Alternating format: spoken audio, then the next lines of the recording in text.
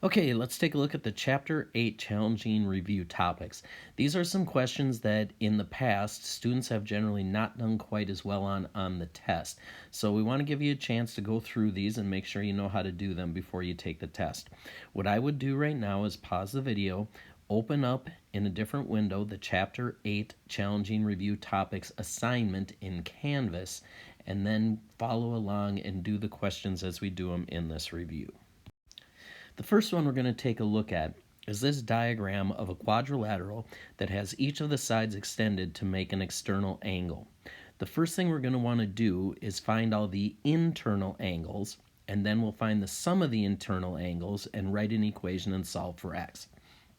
Let's start by taking a look at this angle up here that is 100. If I want to find the angle that's inside there, those two are a linear pair, which means they have to add up to 180. So I need to do 180 minus 100, which equals 80, and that's going to be the measure of this angle in there.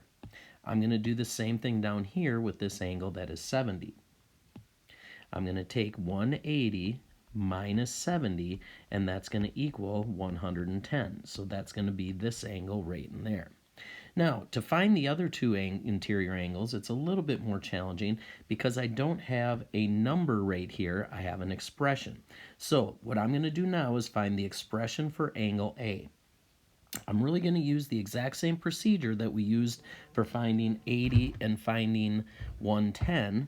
I'm going to take 180 and subtract 4x minus 5. It's important that you use the parentheses there because you're going to have to distribute. So if I come over here and just do 180 minus 4x minus 5, that's going to equal 180 minus 4x plus 5, because this minus needs to get distributed there, and a negative times a negative makes a positive. Next, I'm going to combine my like terms, so that will be 185 minus 4x. So that's going to be the expression for A. Do the same thing to find the expression for B. So that will be 180 minus 6x, and that will be this one in here. Now the next thing we're going to have to do is find the value of x. Since now I know all the interior angles, I can go ahead and find the sum of the interior angles. Remember, in any polygon, to find the sum of the interior angles, you take the number of sides minus 2 and multiply it by 180. In this case, there are 4 sides minus 2 times 180, which is equal to 2 times 180, which is equal to 360. So the sum of the interior angles is 360. So now I'm going to add them all together. So we take 185 minus 4x plus 80 plus 180 minus 6x plus 110, and that has to equal 360.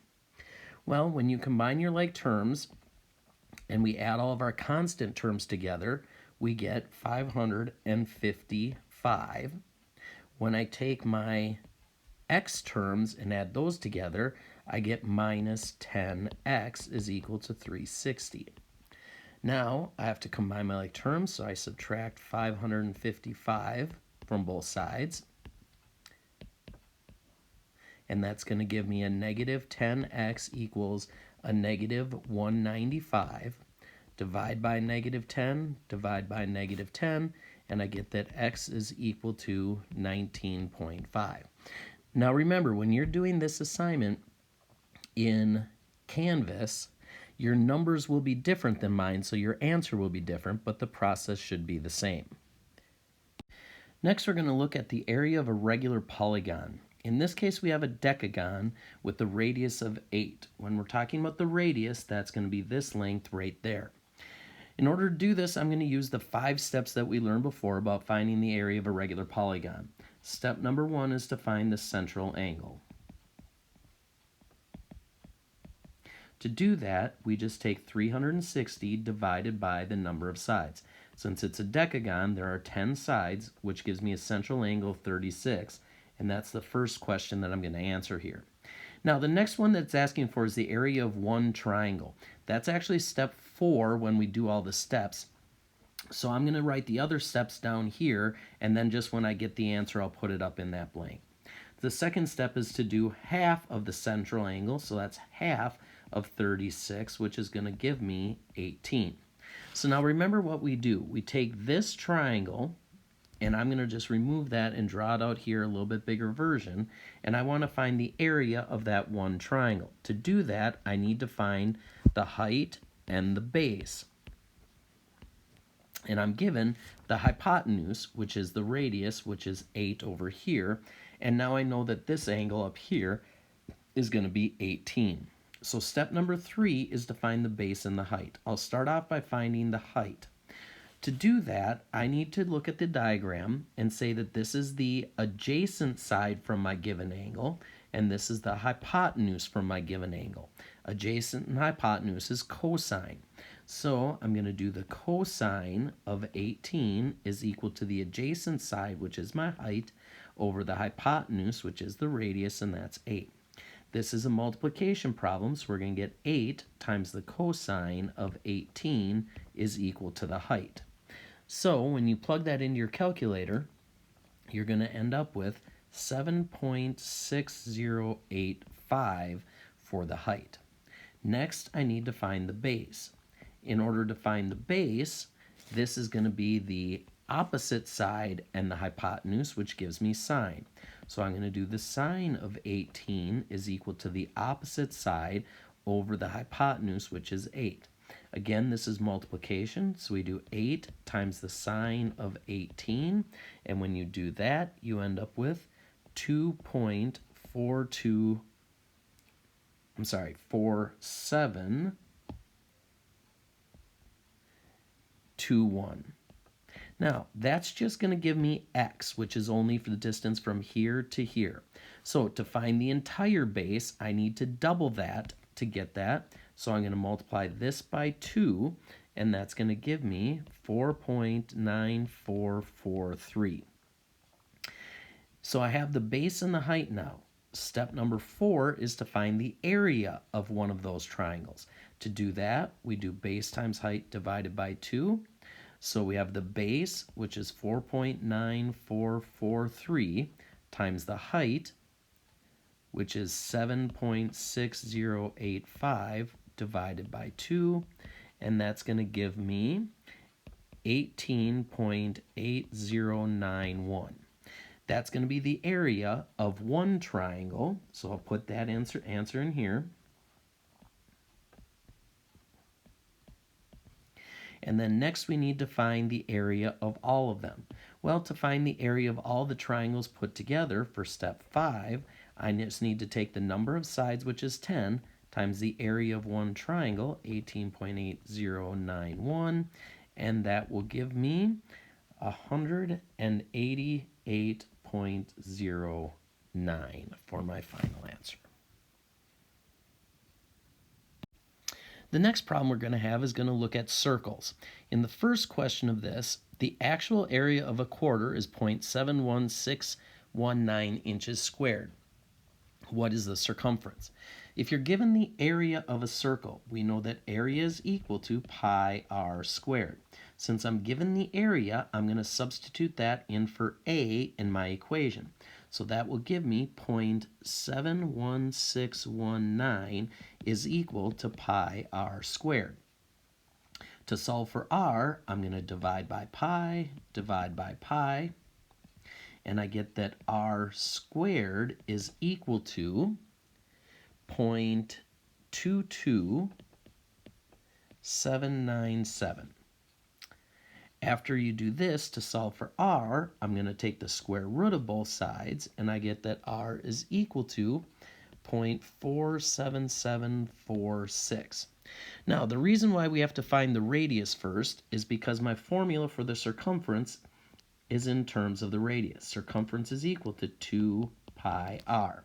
Since I know the radius now, I can find the circumference by substituting that in. So circumference equals 2 times pi times my radius of 0.47746.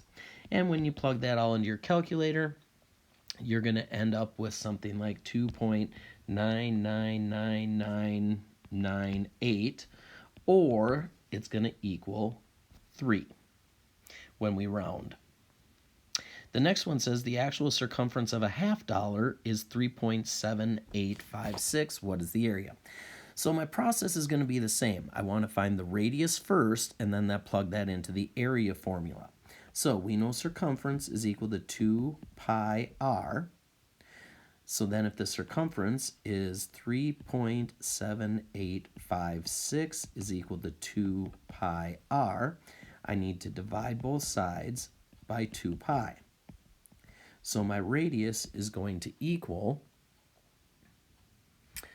0.602497. Now, one thing I should mention here is if you're going to put this in your calculator, the 3.7856 divided by 2 pi, make sure you put the 2 pi in parentheses.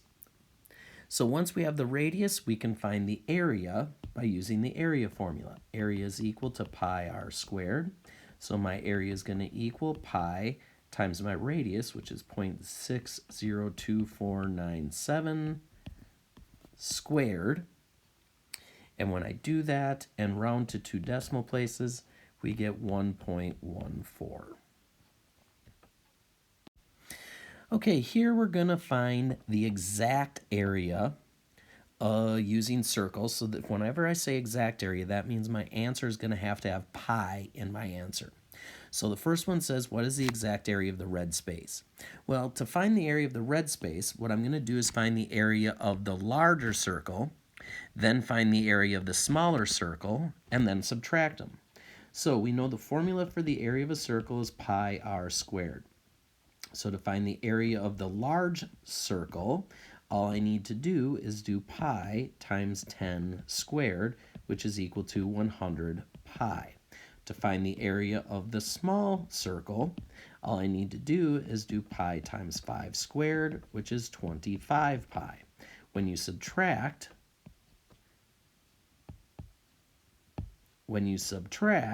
100 minus 25 pi, you end up with 75 pi, which is your answer. In the next one, it says, what is the exact area of the blue space? Well, to find the exact area, what we need to do is, first of all, find the area as if it were a whole circle, pi r squared, and then multiply that by the fraction of the circle that is shaded. In this case, that will be 45 degrees out of 360 degrees.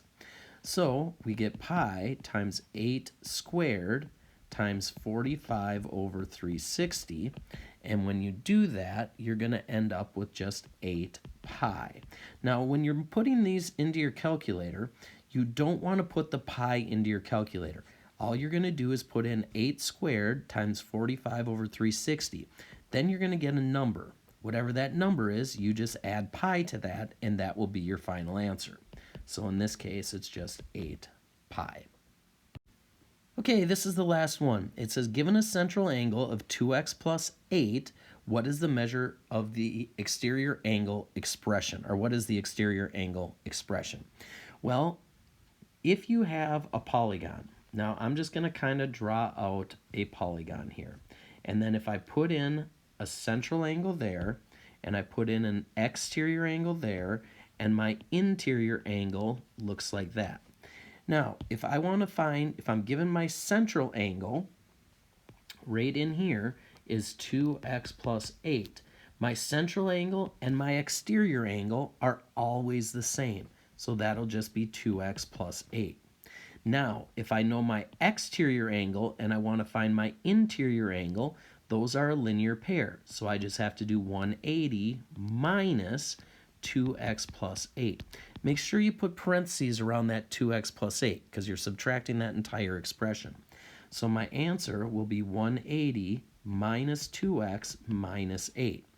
Now, when we combine like terms, I have 180 minus 8x, 180 minus 8, which is 172, minus 2x. And that will be the expression for the interior angle.